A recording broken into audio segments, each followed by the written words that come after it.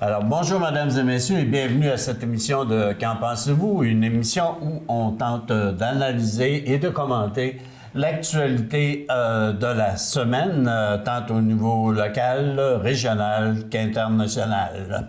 Et j'ai le plaisir donc d'animer cette émission-là en compagnie de Mme Joanie Riendeau. Bonjour, Joanie. Bonjour, Jules. C'est le fun qu'on puisse tous les deux travailler ensemble. Oui, tandis que l'autre animateur régulier, j'allais dire, se fait griller, mais non, il se fait pas griller. Oh. Il est en Russie actuellement. Donc, c'est un très beau voyage. Donc, Pierre, profite bien de ton voyage à Moscou. On te souhaite de belles vacances et un beau voyage de noces. Alors voilà, et pour débuter cette tour d'horizon de la semaine, on a eu hier soir, donc on est mercredi matin, on a eu hier soir donc le débat au niveau de du comté de Roberval, et j'allais dire du comté de Roberval, du comté de Lac-Saint-Jean, le débat donc au niveau fédéral. Oui. Globalement, toi qui as assisté aussi à ce débat-là, ça a été quoi ta première réaction par rapport à ce débat? Visuellement, lors du débat, ce que j'ai remarqué, c'est qu'on avait 2 jeunes candidats et 3 candidats d'expérience. Bien, plutôt 3 candidats plus âgés. Donc déjà, ça change un peu la dynamique. Mais j'ai remarqué aussi l'absence de Mme Julie Gagnon-Bande, qui était représentante du Parti vert.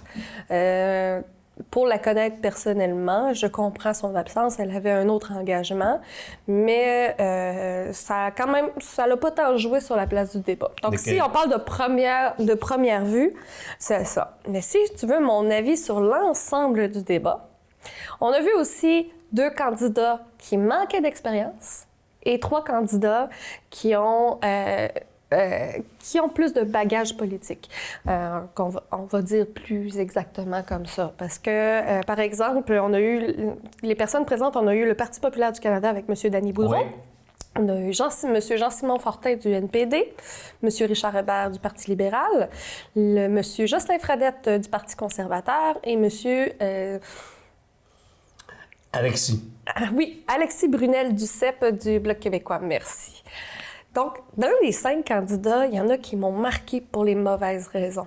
Je vous invite à réécouter le débat pour vous faire votre propre opinion, mais il y a vraiment des moments où j'étais découragée par les remarques. Les idées, la personne n'était pas préparée, puis les idées qui étaient placées, il n'y avait pas d'appui. On n'avait pas d'appui, on n'avait pas d'argumentaire autour des idées. C'est des idées qui mériteraient, selon moi, d'être plus appuyées pour savoir si elles sont légitimes, premièrement.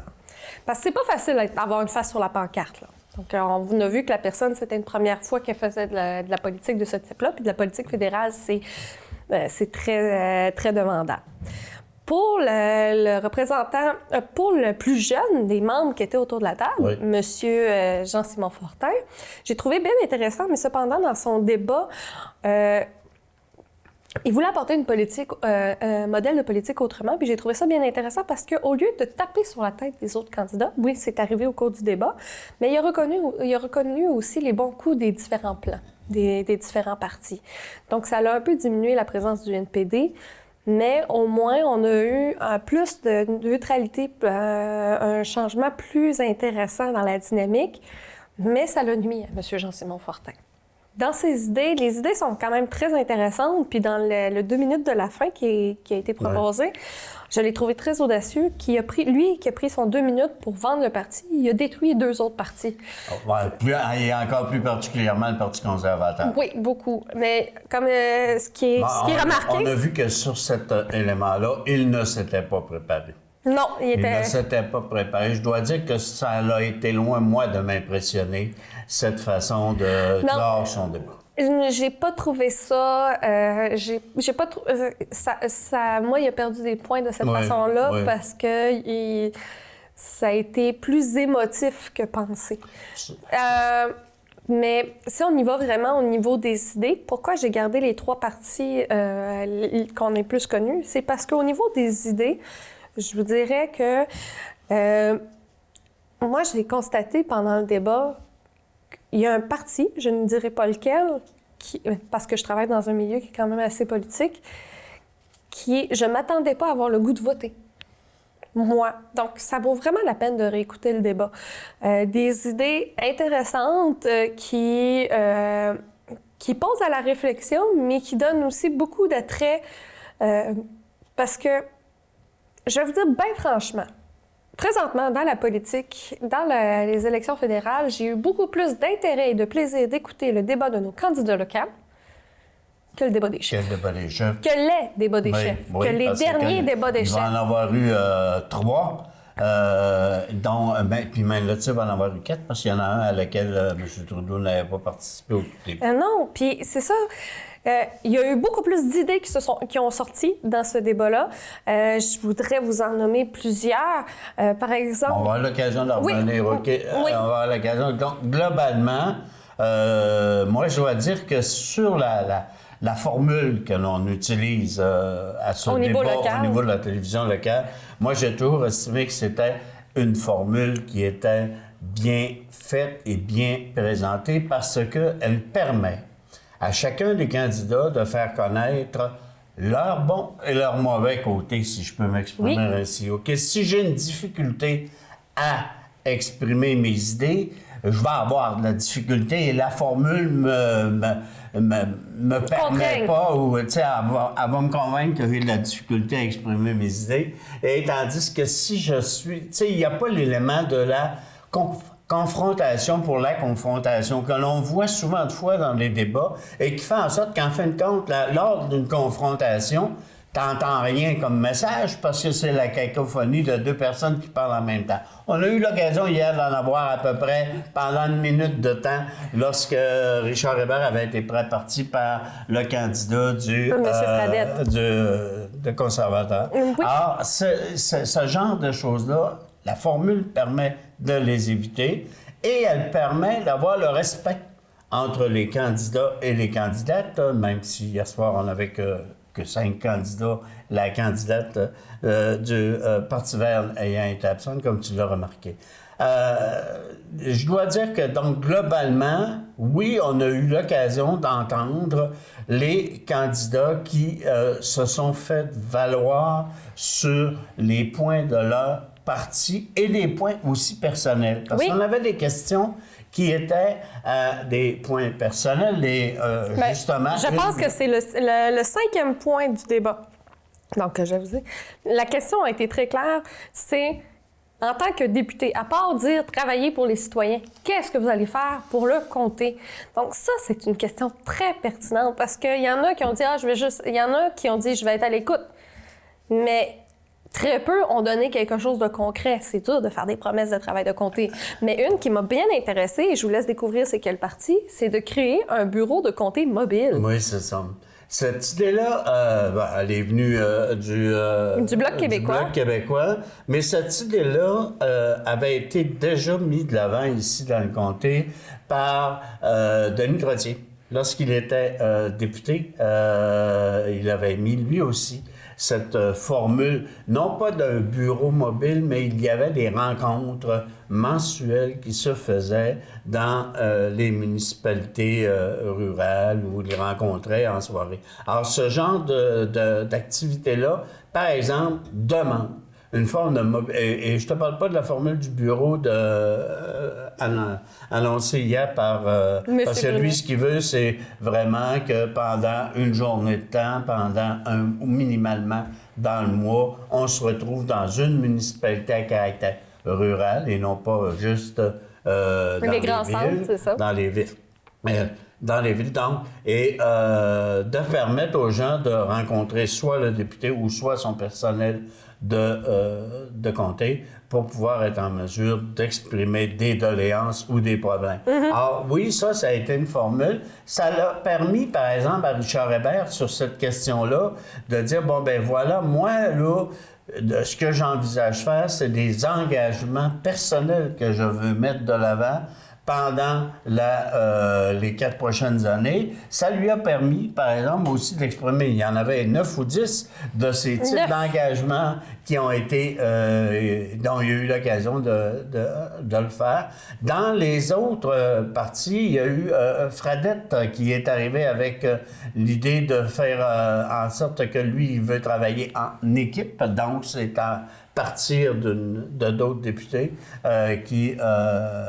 Donc, l'ensemble des représentants du Saguenay qui seraient du Saguenay-Lac-Saint-Jean. Du Saguenay-Lac-Saint-Jean qui donc, le travail en équipe qui a été amené.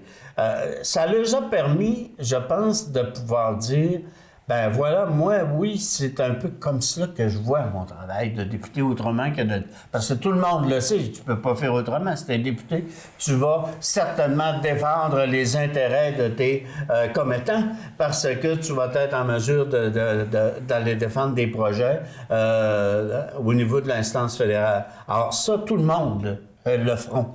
Oui, parce que ça fait partie du mandat. C'est ça. Mais, tu sais, par exemple, les engagements pour faire des projets de loi.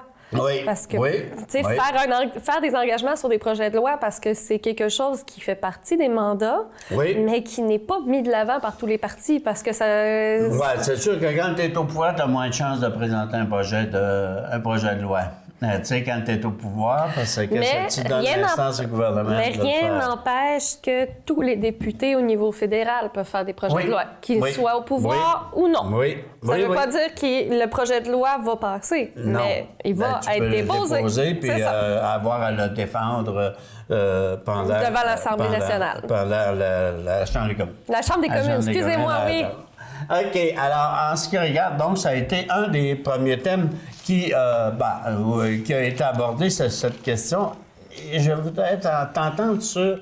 Parce qu'il y a une bonne partie de cette campagne électorale-là se tient aussi sur les idées de l'environnement. Oui. OK? On ne reprendra pas ici. On va plutôt vous inviter à regarder le débat sur la question. Mais est-ce que la façon dont ça a été abordé, ça a été satisfaisant ou éclairant, à ton avis? Dans mon cas, j'ai trouvé que, oui, il y avait beaucoup de promesses, mais il n'y a pas de concret. Ils ont parlé du caribou forestier, puis c'était même pas dans le sujet de l'environnement, mais il y a, dans les actions concrètes, je dirais que ils n'en ont pas parlé directement dans l'environnement. C'est ce que j'ai trouvé. La seule chose qui a été concrète et que je trouve décevant, c'est le Parti libéral qui veut faire planter 2 millions d'arbres. C'est la seule action concrète qui a été nommée dans tout ce point-là. Oui, c'est intéressant. Oui, mais planter 2 millions d'arbres si tu coupes pas les arbres matures pour la continuité puis l'utiliser le bois, par exemple, dans la construction des meubles fédéraux, ben là, il n'y a pas de concret. Donc, ça parle Il y a eu au niveau du bloc où est-ce qu'on a amené sur l'aspect politique, on a amené la péréquation ouverte. C'est donc à dire de dire si je suis pas carboneutre, mais meilleur carbo que les autres. Donc, j'aurais une péréquation du fédéral qui viendrait se compenser cela en termes d'argent. Cette idée-là, toi, tu penses-tu que c'est applicable, que ça peut être bénéfique pour la cause de l'environnement? Moi, tu me le rappelles, puis je trouve que c'est une excellente idée parce qu'au niveau de la péréquation, c'est un outil de motivation extraordinaire. Parce que la péréquation, pour les citoyens qui ne la connaissent pas, c'est lorsque tous les citoyens des différentes provinces envoient l'argent au gouvernement du Canada, la péréquation permet de séparer, de retourner l'argent dans les provinces selon leur niveau de développement économique. Et de richesse. Et de richesse. Donc, par exemple, le Québec, pendant plusieurs années, envoyait de l'argent au reste du Canada. Et là, c'est l'inverse, c'est les plaines qui envoient de l'argent à cause de l'industrie pétrolière. Donc là, ça change tout le temps. Il y a toujours des qu'il y en a de plus en plus, là, au cours des 2 dernières années, ils ont eu de la difficulté. Hein? Oui. Mais la péréquation, dans le fond, ce que le candidat, M. Brunel-Duceppe, donné, c'est que la péréquation, on rend, sans avoir à jouer dans la Constitution du Canada, ce qui est aussi intéressant, on rajouterait dans la formule de calcul le taux de pollution du secteur. Donc, celui qui est le plus polluant a moins de péréquation ou en donne plus, et celui qui fait des efforts environnementaux avec des impacts, pas juste des efforts, mais des impacts environnementaux, reçoit plus de la péréquation pour continuer là-dedans. Oui, c'est une bonne motivation. Cependant, ça brime certains milieux économiques aussi. Par exemple, les agriculteurs. Ouais. Donc, même s'ils veulent, il y a un moment où il y a du travail à faire qui est difficile à faire. Donc, moi, j'ai trouvé ça bien intéressant. Mais encore une fois, là, on utilise encore l'argent. Oui, parce que les deux vont ensemble, mais il y a une autre proposition du NPD, je crois, qui était de... Oui, on parle du développement, mais pourquoi pas développer des emplois durables face à l'environnement aussi? Donc, d'aider la transition des employeurs ou des entreprises pour aller dans des entreprises moins polluantes, mais plus de valorisation de l'environnement au niveau de l'emploi aussi. Donc ça, j'ai trouvé ça aussi intéressant. Mais quand je dis des actions concrètes, il n'y a personne qui s'est engagé. Il y a même un parti qui a dit, le Parti populaire du Canada, qui a dit moi, plus de subventions, point. C'est ça, et abolition de la taxe carbone. Abolition de la taxe carbone, donc ça veut dire que parce que le gaz coûte trop cher. Je vous invite à écouter le débat parce que si on parle du candidat du Parti populaire du Canada, on pourrait faire une émission complète sur son sujet. Puis ça serait pas une émission très sérieuse. Je vais juste dire ça comme ça. Mais je vais donner l'autre côté de la médaille. Monsieur Danny Boudreau, c'est un citoyen comme tous les autres, puis c'est bien parfait. Moi, ce que je veux dire, c'est que on a été habitué à avoir des politiciens de carrière. Et là, c'est un homme qui a décidé de s'impliquer puis qui va avec ses opinions. Puis je trouve ça plus que respectable, plus qu'honorable qu'une personne ait l'audace d'aller en campagne électorale en disant « je vais représenter les citoyens que je côtoie ». Et ça, c'est bien parfait. Ça, je suis contente parce que c'est une implication politique qui est très exigeante. Cependant, M. Boudreau était mal préparé. Oui, il y a cet élément-là, mais il ne faut pas oublier que tu as le Parti conservateur, le Parti, donc le PPC, Parti populaire du Canada. On sait que ses idées sont à droite et plus qu'à droite.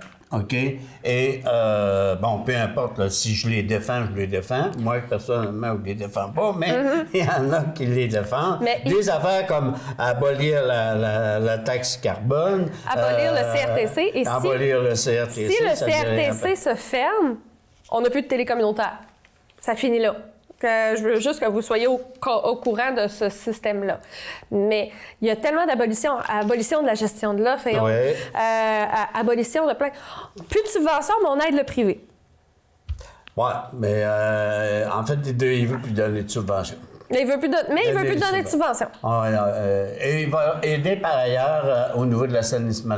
Écoutez, on ne fera pas l'émission au complet sur le PPC, juste pour indiquer qu'au niveau de l'environnement, donc, ça a été un thème qui a été abordé et ça l'a permis à chacun j'allais dire chacune, mais on n'avait pas de représentante féminine au débat, ça les a permis d'exposer leur point de vue sur ces questions-là, même si la question m'apparaissait peut-être un peu plus large, parce qu'on voulait l'amener pour la région, OK, plus particulièrement, mais on y est allé avec les grandes lignes des partis, c'est correct. Si je peux me permettre, au niveau du sujet de l'immigration, j'ai trouvé ça intéressant aussi qu'on parle un peu de l'immigration parce que la question est apportée au niveau de l'employabilité, au niveau de la rareté de main-d'œuvre. C'est ça. Et j'ai trouvé que c'était très intéressant comment cela a été apporté. Puis l'ensemble des participants ont été pas mal d'accord en disant on va l'ensemble, la majorité des candidats étaient d'accord sur le fait de simplifier l'immigration, mais que ce n'est pas la seule solution. Ce n'est pas la seule solution. Aider les étudiants, les jeunes à aller sur le marché du travail tout en les soutenant. Aller aussi diminuer comment on peut dire, les pénalités pour les jeunes retraités ou les personnes aînées qui veulent rester en emploi après 65 ans. Moi, je ne connais pas ça. Oui, excuse-moi. Non, ça a été pour essayer de détendre, il paraît. Jules, tu es un excellent ambassadeur des jeunes retraités. Alors, donc, ce que j'ai trouvé intéressant, c'est que oui, on a reconnu l'importance de l'immigration. Oui, on n'a pas tant touché sur la loi de la laïcité hier. Oui, on a touché, mais pas à ce sujet-là. Ça a été plus dans les confrontations. Et, oui, on va le ramener. Quoique le candidat du Bloc l'avait amené aussi à cet élément-là, comme de quoi qu'il fallait être facilitant quand on parlait de l'immigration au Québec, plus particulièrement, afin de pouvoir conserver l'identité de la langue française. Il faut savoir qu'il y a une particularité au Québec au niveau de l'immigration. C'est que lorsqu'un immigrant veut venir habiter au Québec, il doit demander comme un deuxième permis. Contrairement au reste du Canada, là, au Québec, lorsqu'on a le visa canadien, là, si on veut étudier au Québec, on doit aller chercher un CAC, un certificat d'acceptation du Québec. Donc, un CAC, puis il y a un autre nom pour celui qui veut devenir résident permanent. Donc, le processus au Québec est plus long. Mais une des choses qui était bien intéressante, c'est que accepter que la loi du Québec demande lors d'une demande de résidence permanente. Donc là, la personne veut vivre de manière permanente au Québec. Pas obligé d'être citoyen. On parle vraiment de résidence permanente. Bien, c'est de la maîtrise du français. Donc, la maîtrise du français, la maîtrise d'une langue native du Canada. Donc, oui, il a été parce que c'est le Bloc québécois, il l'a emporté au niveau du Québec en tant que la francophonie. Mais même M. Hébert parlait du projet pilote qui avait lieu en Nouvelle-Écosse sur le fait que les demandes de résidence permanente, puis les permis de travail temporaire se faisaient en 6 mois au lieu de présentement 18 mois. Donc, c'est quand même assez intéressant aussi. Donc, la question donc, de l'immigration a aussi été abordée. On a parlé forêt et au niveau de l'économie régionale, plus particulièrement, et on a permis à chacun des candidats qui étaient sur la scène, donc, de pouvoir s'exprimer là-dessus. Est-ce que tu retiens plus particulièrement quelque chose sur la question du caribou forestier et de la forêt? Bien, il y a une image, encore une fois, qui a été sortie par M. Alexis Brunel-Duceppe qui m'a marquée. Le bazooka et le scalpel. OK. J'avais jamais vu sous cet angle-là, mais c'est vrai. Au niveau du Canada, la seule loi, l'environnement est séparé par et pas une juridiction fédérale ou provinciale, donc c'est séparé. Puis au niveau fédéral, l'outil qu'ils ont, c'est au niveau criminel. Donc c'est au niveau de la législation criminelle. Donc c'est soit on interdit, soit on accepte. Point. Donc c'est un bazooka. Ça arrive, c'est oui, non, c'est mur à mur parce que pour pas faire d'exception selon les régions, pour pas au niveau politique. Tandis qu'au Québec, on est capable de faire des territoires, des autorisations, des études. On est capable de faire plus un scalpel selon les régions. Donc ça, j'ai trouvé ça intéressant. Mais M. Brunel est arrivé avec plus d'explications, oui, mais ça n'a pas empêché les autres partis de dire il faut vraiment étudier. Il faut vraiment étudier, il faut avoir des études plus poussées, puis aussi l'image les travailleurs avant le caribou. Oui, ça a été, je pense, ça a été la ligne d'à peu près tout le monde aussi. Tout le monde, mais en même temps, j'ai trouvé que le NPD est sorti là-dessus parce qu'il a dit oui. Mais pourquoi ne pas changer les emplois ou plutôt transférer les emplois vers le récréotourisme ou autre, au lieu de parler... Donc, je dis pas que je suis d'accord, mais je veux dire, il s'est distingué par l'idée de l'emploi durable tout en valorisant la forêt et en autorisant... Donc, c'est pas... Il y a une question qui aurait pu très bien aussi revenir là-dessus, ou en sous-question ou en commentaire. Mm-hmm. On est encore aux prises avec une surtaxe de 20 sur le bois d'œuvre. OK, pour l'envoyer aux États-Unis. On sait que le plus grand des marchés est quand même au niveau des États-Unis. Oui. Et oui, ça, c'est toute la renégociation. Je sais qu'on en a parlé, d'ailleurs. On en reviendra peut-être là-dessus lorsqu'on parlera au niveau de l'agriculture, mais il reste que ce genre de propos-là aussi, ça c'est nuisible pour la région, plus particulièrement au niveau de notre économie forestière, le fait de ne pas être capable de vendre le bois que l'on coupe, parce qu'il faut qu'on en coupe aussi du bois, là, c'est-à-dire que quand on parle d'économie forestière, si tu coupes pas de bois, tu parles plus d'économie forestière, là, parce que tu vas parler des arbres qui tombent tout seuls, puis tu vas y ramasser. Non, on va parler d'écotourisme. On va pas juste parler de l'exploitation forestière, on va parler de l'écotourisme, on va parler de plusieurs autres éléments qui peuvent vivre dans la forêt.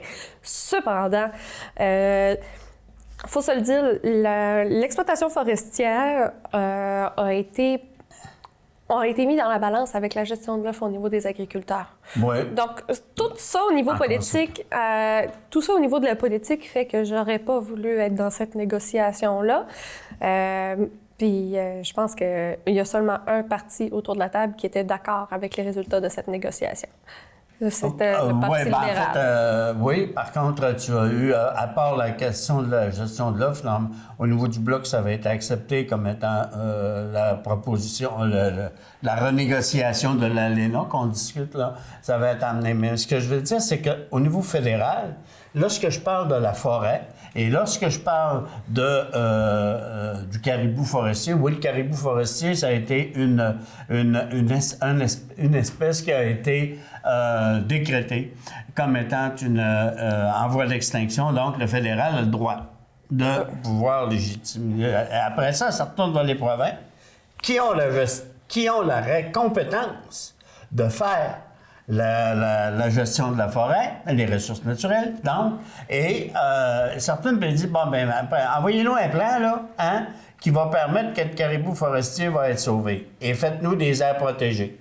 OK, ça, il a le droit de demander ça, selon la Constitution. Lorsque nous, on arrive ici, ça a été la question de dire, oui, mais qu'est-ce que le gouvernement fédéral peut aussi faire pour aider l'industrie de la forêt? OK?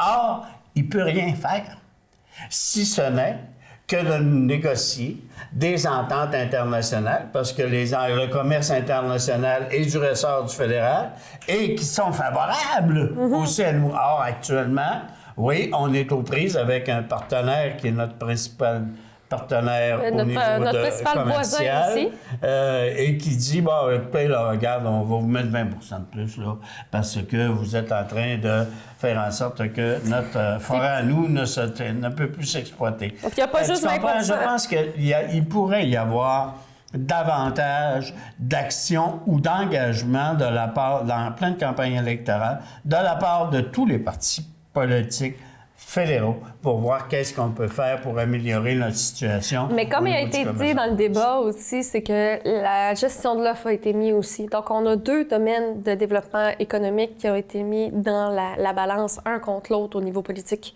C'est soit la gestion de l'offre des agriculteurs, soit l'exploitation forestière. C'est comme ça que ça s'est négocié dans l'ALENA. Donc, moi, je veux pas donner mon opinion là-dessus parce que j'ai pas toutes les informations aujourd'hui, mais je prends en considération les deux ensemble, là, puis je fais « Ouf! » On sacrifie lequel? Non, tu veux mon idée, là, on a sacrifié deux. On a fait une brèche dans la gestion de l'offre. On s'est organisé pour qu'au du bois, tu puisses avoir 20 de plus d'une taxe sur un... Même si elle est grande. J'ai déjà entendu un médiateur dire comment on sait qu'une médiation a réussi, c'est quand il n'y a personne de content. En tout cas, il y en a un qui l'est pas. Au-delà. Mais je veux dire, ça sera pas juste le débat qui n'en parle. On pourrait en parler pendant très longtemps de ce sujet-là. Parce que ça représente la réalité de notre futur en tant que région. Qu'est-ce qu'on veut dans notre futur? Qu'est-ce qu'on veut déployer? Est-ce qu'on veut plus aller vers l'agriculture? Est-ce qu'on veut plus aller vers la foresterie? Donc, c'est une décision qu'on doit prendre en tant que citoyen, en tant que votant le 21 octobre prochain. C'est qu'est-ce qu'on veut prioriser comme industrie durable dans notre région? C'est parce que tu m'amènes avec ton commentaire à la chose suivante. Il aurait été intéressant aussi hier soir si nous avions pu demander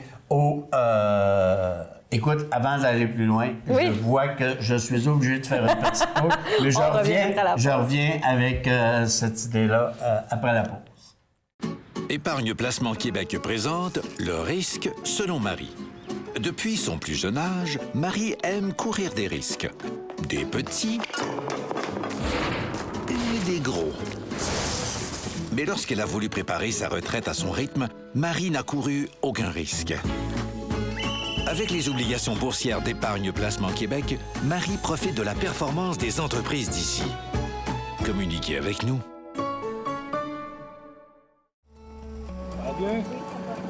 Ici, on travaille en français. Moi, je travaille en français. Moi, je travaille en français. Moi, je travaille en français.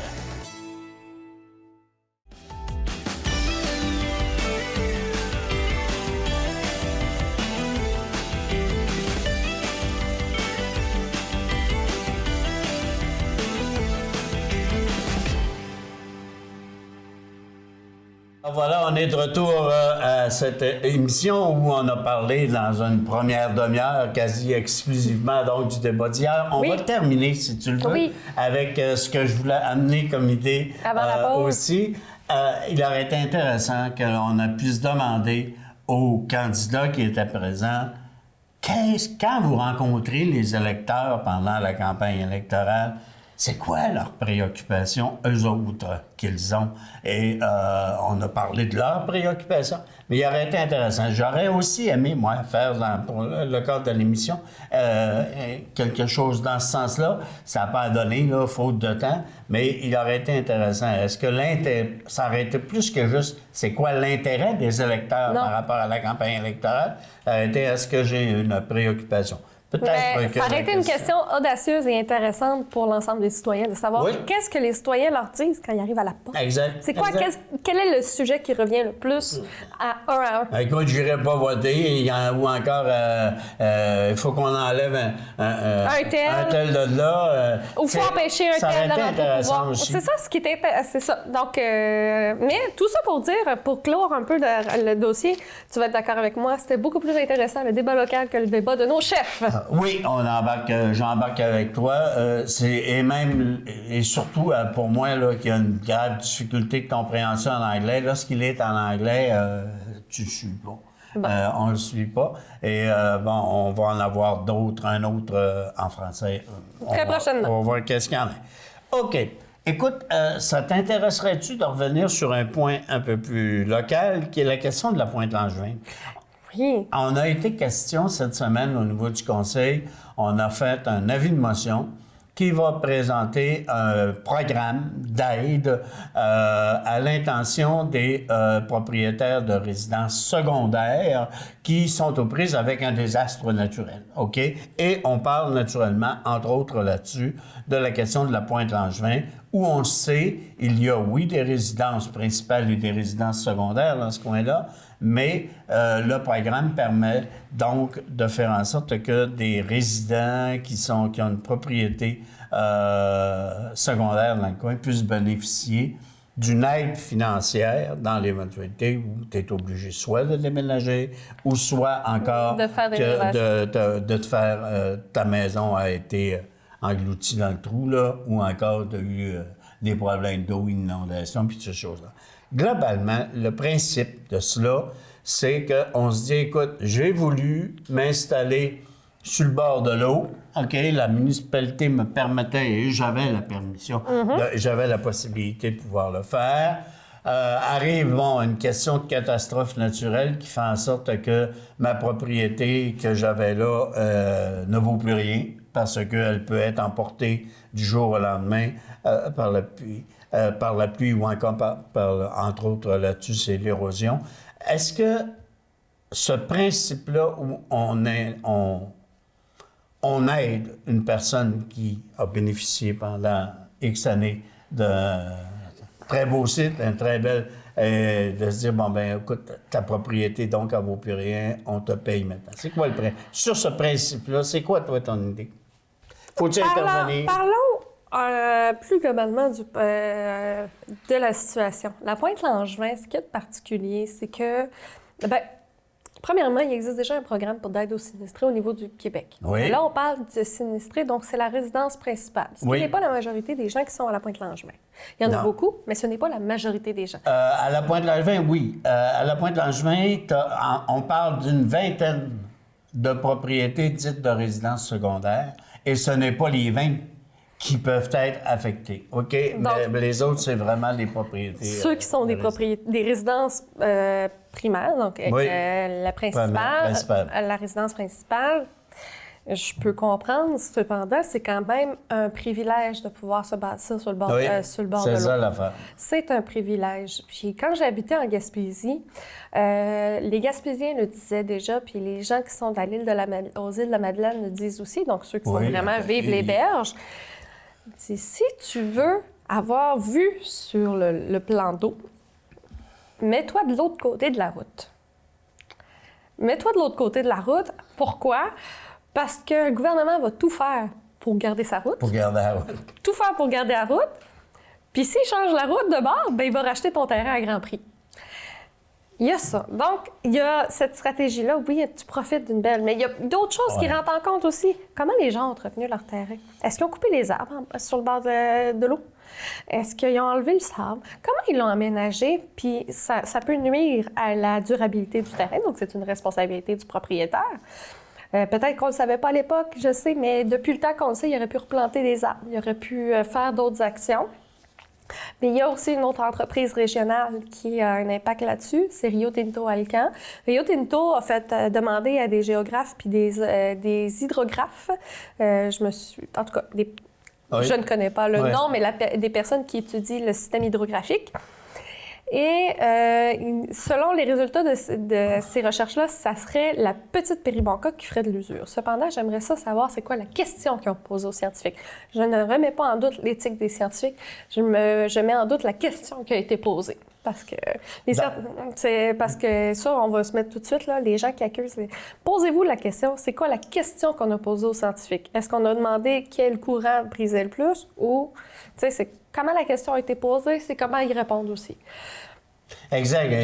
En fait, sur cette question-là, je dois dire que dans le programme qui va être adopté, là, Rio Tinto, OK, sans reconnaître de responsabilité, accepterait d'effrayer une partie de la facture. Actuellement, mon problème, c'est que ça soit une partie. Oui, c'est ça. Mais l'autre problème, le plus gros des problèmes, c'est que le gouvernement du Québec, qui a un programme d'aide là-dessus, ne contribue pas, on se parle. Non, il ne contribue pas parce qu'il va... pas pour les résidences secondaires. C'est ça, c'est pour les résidences secondaires, parce que déjà, un résidence secondaire, c'est un luxe. On ne se le cachera pas. C'est pas la majorité de la population qui a le droit à une résidence secondaire, surtout pas une résidence secondaire sur le bord du lac Saint-Jean. Je sais pas, mais c'est énorme, là. Donc, sur ma question, c'est qu'il faut être prudent ou faut payer, faut embarquer, faut aider, faut pas aider? Tu veux que je me trompe? Je veux que je me trompe. Oui, je vais me tromper. Je vais me tromper, Jules. C'est un privilège d'être sur le bord du lac Saint-Jean. Est-ce que donner de l'argent pour la réparation des maisons ou racheter les terrains à grand prix, ça vaut la peine? Non. Je pense qu'au contraire, il faut donner les ressources à ces résidents-là qui vont devoir sacrifier leur vue sur le lac, planter des arbres, sabler les berges. Rio Tinto a quand même des responsabilités face à la gestion du lac. C'est lui qui est propriétaire du lac et ça, c'est un autre problème qui me chicote. Il y a des choses qui doivent être faites au plan écologique. Si les personnes tiennent à garder leur maison, bien désolé, mais vous allez devoir faire des actions qui vont sacrifier d'autres parties. Planter des arbres, c'est enraciner le sol. Mais sabler, c'est diminuer l'érosion. Puis quand je dis sabler, là, mettre un mur, ça sert à rien. Puis il a été démontré, là, je pourrais vous sortir les recherches. Lorsque c'est sablé, la vague qui va à l'érosion diminue beaucoup d'impact lorsque c'est sablé. Quand c'est un mur, ça rentre dans le mur. Donc, ça augmente. Donc, il y a tout ça qui doit rentrer en compte. Repayer pour des maisons qui vont rester là, où des gens ont privilégié... Oui, probablement que le programme, entre autres, qui va de l'avant, c'est que, bon, tu es obligé de déménager ou tu es obligé de partir, là, OK? C'est le programme, c'est pas un programme de dire, bon, ben OK, non, comme on a vu là, le programme des sinistrés, présentement, il y a deux fonctions. Il y a deux fonctions. Il y a celui que tu es jugé que tu dois quitter parce que c'est trop à risque. C'est ça. Puis il y a celui que tu dois faire des rénovations. C'est pour te permettre de rester. Exact. Mais dans les deux cas, pour les résidences principales, je comprends. Pour les résidences principales, tu n'as pas d'autres ressources. Tu n'as qu'une seule résidence. Une résidence secondaire, au niveau financier, c'est un investissement. Est-ce qu'on va payer pour un investissement d'autrui? Parce que c'est pas une résidence, c'est pas une place où que tu vis à l'année. Est-ce que tu vas payer pour un investissement? Parce que encore aujourd'hui, le développement immobilier est considéré comme un des meilleurs investissements. Monsieur a fait un mauvais investissement, c'est plate. Mais ça reste un investissement. Est-ce que c'est à nous de payer pour l'investissement de l'autre? Alors, je te remercie beaucoup de t'être mouillé sur la question. Tant qu'à parler du bord du lac? Ben, c'est ça. Coop de solidarité. Oui! Pour les médias. On sait que le quotidien est progrès sont à former actuellement Oui. une coop de solidarité et de travailleurs et de solidarité pour faire en sorte que on puisse acheter donc Capital Média, qui, comme on le sait, est actuellement sur la loi de la protection de la faillite. L'argumentaire du syndicat des journalistes, ceux qui ont démarré le projet, je le trouve très intéressant. Une coopérative de solidarité, ça veut dire que les gens, les citoyens de la région, par formule de don et non par obligation, par formule de don, peuvent acheter leurs propres médias tout en respectant la neutralité du média. Donc, ils n'ont pas le droit.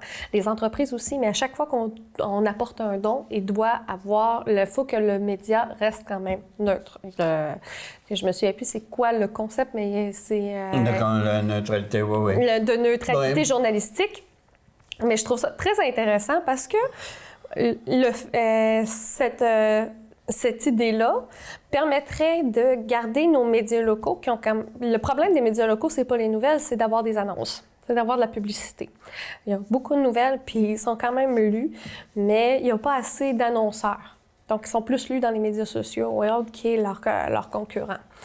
Mais le deuxième niveau, c'est que là, présentement, par région, ils recherchent 800 000 $ par région minimalement. Puis pour l'ensemble, c'est entre 3 et 6 millions qui est recherché pour l'ensemble de Capital Média. Donc, ça serait comme un regroupement de chacune des coops selon les régions. Okay, donc, le Saguenay-Lac-Saint-Jean, ça serait le Quotidien. La Mauricie, ça serait le Nouvelliste, le Soleil. Donc il faut qu'on ait, par exemple... Du 800 000 $. Il faut avoir 800 000 $ dans la région, mais ouais. il faut que tu puisses être capable de l'avoir pour les 5 autres publications. Parce que tu ne pourras pas acheter un gun. C'est chacune des régions achèterait sa part. Donc, c'est un montant... Oui, ça, c'est correct. Mais c'est ça que par rapport au syndic, actuellement, il ne pourrait pas te donner... Tu as 800 000 $, il retrouve pour le quotidien. OK, je prends le quotidien, il arrête. Non, il faut qu'il vende la totalité de Capital Média. À moins que, comme il est écrit dans le projet de la coop, c'est que ce qui est intéressant, c'est que si ça devient une offre groupée, donc par exemple, s'il y a un investisseur privé qui décide de prendre un autre, mais qu'à l'ensemble, tout va être vendu. Ouais. Donc c'est ça. Le but, c'est que tout soit vendu. Donc, dans un monde idéal, dans le projet du syndicat, ça serait que toutes les coops de solidarité se regroupent avec chacun leur indépendance au niveau régional et se regroupent et aient comme un point administratif ensemble. Donc, pour sauver son impression et plusieurs autres choses comme ça. Mais l'autre niveau, c'est que s'il y a un acheteur individuel qui veut le faire, un acheteur privé qui veut l'inclure, bien, il va devoir faire une meilleure offre. Oui. Il va devoir faire une meilleure offre au syndic. Donc, on vient déjà de mettre un premier compétiteur au lieu d'acheter nos médias locaux à rabais. OK. Un compétiteur qui est légitime. Donc, je trouve ça bien intéressant, mais ça demande un engagement financier de gens qui n'ont déjà pas investi dedans. J'écoutais le président du syndicat, M. Tremblay, qui disait que, puis un peu le promoteur dans la région, là, qui disait que faut faire en sorte qu'on puisse, conserver le journal, on parle du quotidien et du païen, qu'on puisse le conserver dans la région au service donc de la région, et c'est pour ça qu'ils demandent aux citoyens de Saguenay-Lac-Saint-Jean. Oui. Où ce que je me demande, c'est est-ce que faire cela, ça va empêcher la disparition éventuelle du quotidien ou du journal? Ce que je veux dire, on sait que la concurrence, c'est les médias sociaux. Et on sait qu'avec les médias sociaux aujourd'hui, le publiciste a dit c'est bien plus intéressant pour moi, rejoindre bien plus de monde en m'en allant sur le média social qu'en m'en allant dans le quotidien ou même le nouvel hebdo aussi. Ouais, mais... Est-ce que ça, là, est-ce que ça permet de régler la pérennité des médias dits traditionnels? Qu'est-ce qui se passe? C'est que, comme j'ai dit tout à l'heure, c'est pas le manque de lecteurs, c'est le manque d'annonceurs. Les annonceurs se transfèrent au niveau des réseaux sociaux, parce qu'on utilise souvent le terme médias sociaux. Mais ce qu'on retrouve comme nouvelles, ça vient des sites. Ben oui, ça vient des quotidiens, ça vient du quotidien, ça vient du Nouvelliste, ça vient de Trium Média, ça vient des... Donc, il faut garder... Comme j'ai dit, le problème n'est pas tant dans la qualité des nouvelles.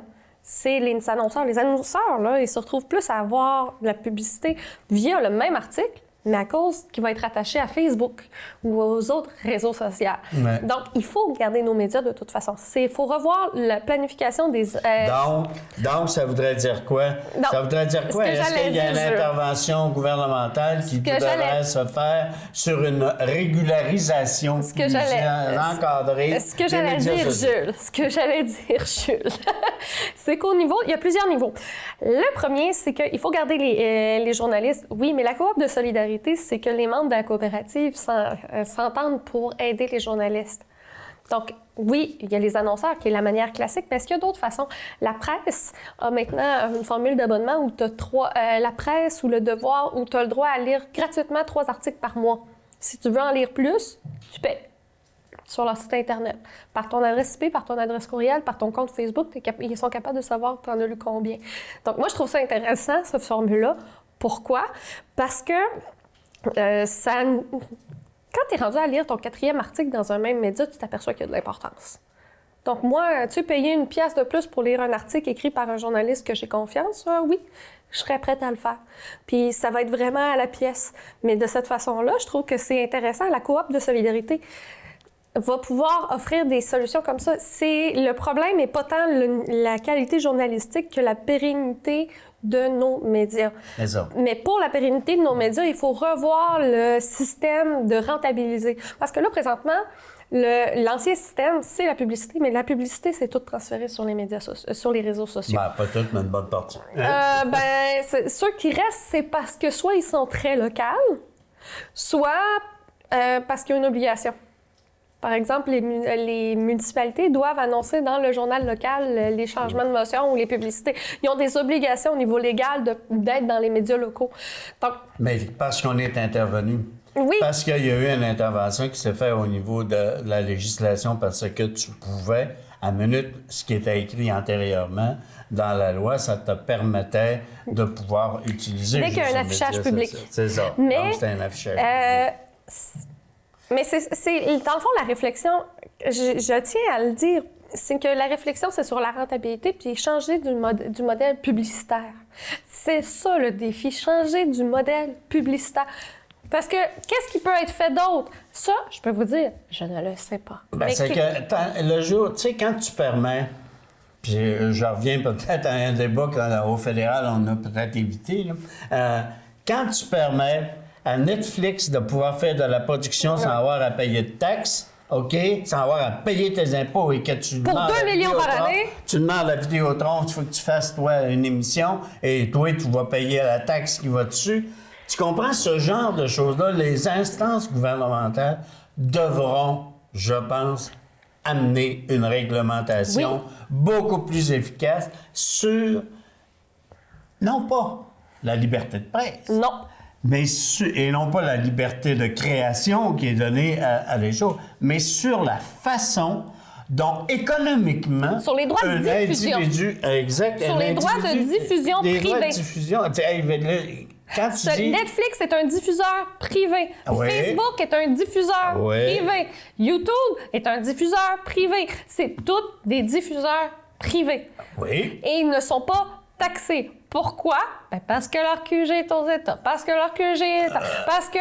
C'est vraiment ça, la législation. Parce que, oui, combien de personnes auraient chialé parce que Netflix aurait plus le droit de fonctionner au Canada?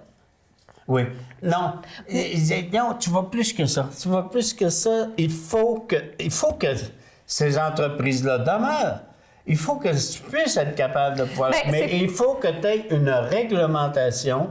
OK, sur leur utilisation qui fait en sorte que, oui, si je suis un annonceur et que je veux acheter dans ma page, pas dans ma page, mais sur Facebook, que je veux acheter de l'espace, OK, il faut que je puisse être capable d'avoir une taxation qui est reliée à cela.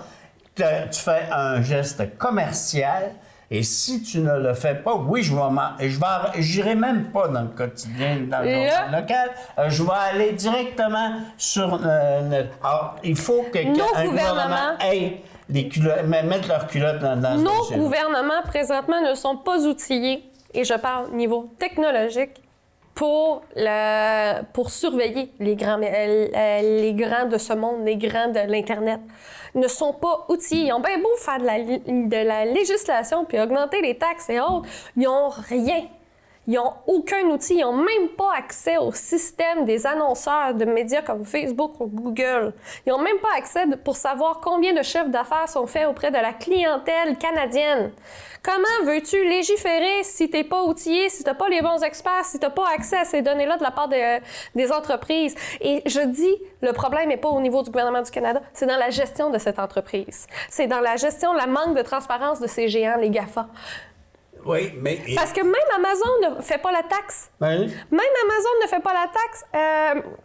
Facebook, quand tu achètes sur Internet, tu n'as pas la taxe pour l'annonceur, même si tu cibles, par exemple, les travailleurs de Dolbeau-Mistassini avec tel profil, tu n'as aucune taxe canadienne, ni québécoise. Pourquoi?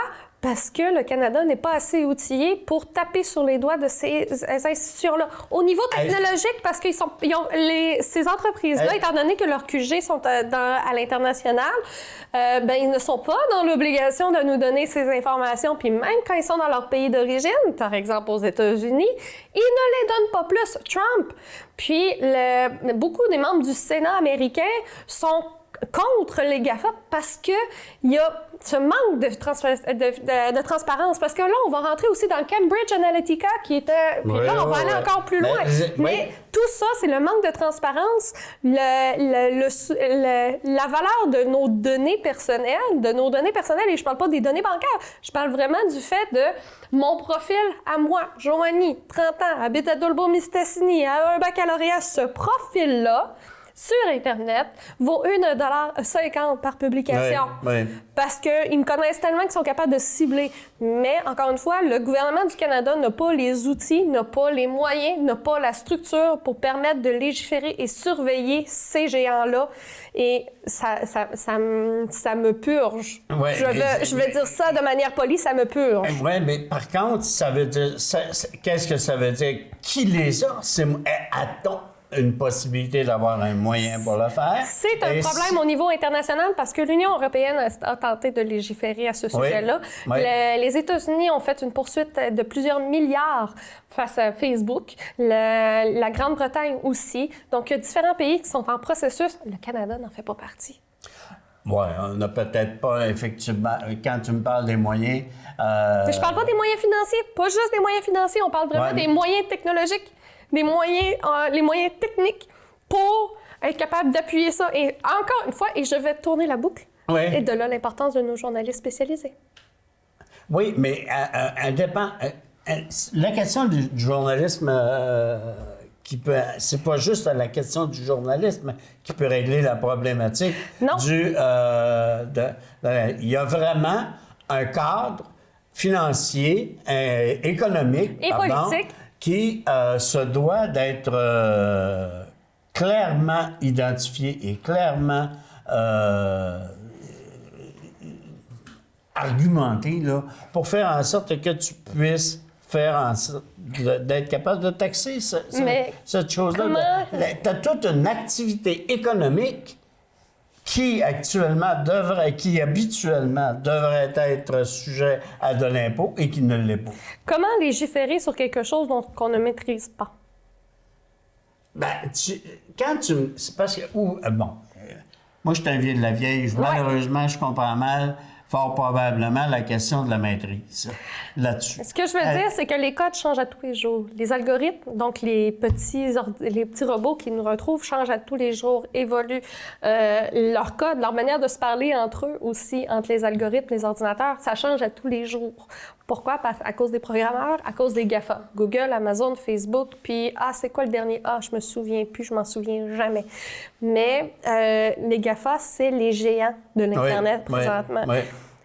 À tous les jours, il y a des améliorations au niveau des algorithmes. À tous les jours, il y a des améliorations sur la manière dont on vend. Parce que les réseaux sociaux, pourquoi c'est gratuit? Parce que qu'est-ce qu'ils vendent? C'est nos données de nous. Ben, c'est ça. C'est notre temps d'attention. T'as pas besoin de les acheter, t'es là. Non, mais Parce eux autres, non. parce qu'on leur donne. Eux autres, on leur donne avec les petites C'est nous qui leur applications. donnons. On leur donne. Ben, ça. Puis plus on donne d'informations, plus on va avoir de publicité ciblée. Une des choses bien marquantes puis ça a été fait dans Cambridge Analytica, le gros scandale. Ouais. Bien, est-ce que ça t'est déjà arrivé, toi, de regarder sur ton cellulaire, là, puis tu viens de penser à t'acheter un croque-pot, puis 30 secondes après, tu regardes sur ton cellulaire, il y a une pub de croque-pot. Dangereuse. Ben, j'invite les citoyens à prendre conscience de ça.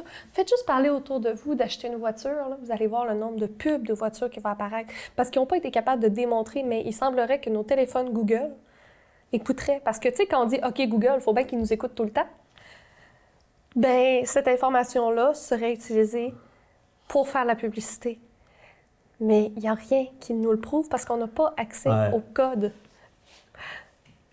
Tu me fais peur, là. Ben, c'est quand même une réalité. Je t'invite à la prochaine émission, là, je t'invite à ce qu'on est ensemble, je t'invite à ce qu'on se renseigne ensemble sur ce sujet-là, parce que oui, 1984 d'Orson Welles, ça commence à ressembler à ça. Ah non, ouais. Là, tu ne réfléchis plus, tu ne penses plus et tu... Et le langage change. Et on n'aurait même plus le droit de faire cette émission. Non.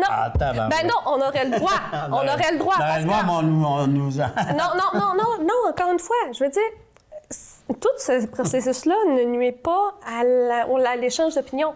On aurait le droit de la faire. Est-ce qu'on serait diffusé? Est-ce qu'on serait partagé? Ça, c'est autre chose. C'est ça. Écoute, Fuse, là, tu m'as écrasé. Je t'ai déstabilisé, Il reste que tout ce débat-là, par exemple, de la presse dite traditionnelle et son avenir, on aura certainement l'occasion d'en reparler parce que ça va être non pas juste un sujet d'actualité, mais ça va être un sujet quotidien de préoccupation. Et je vais te dire, c'est selon moi le sujet du début du millénaire. Oui, à l'évidence. Alors, on vous remercie beaucoup d'avoir été des nôtres pour cette émission qui a été davantage politique en raison de la campagne électorale, mais l'actualité, c'est aussi cela. Alors, on vous remercie beaucoup d'avoir assisté et on vous invite à être des nôtres. Au plaisir, à la prochaine. Au plaisir.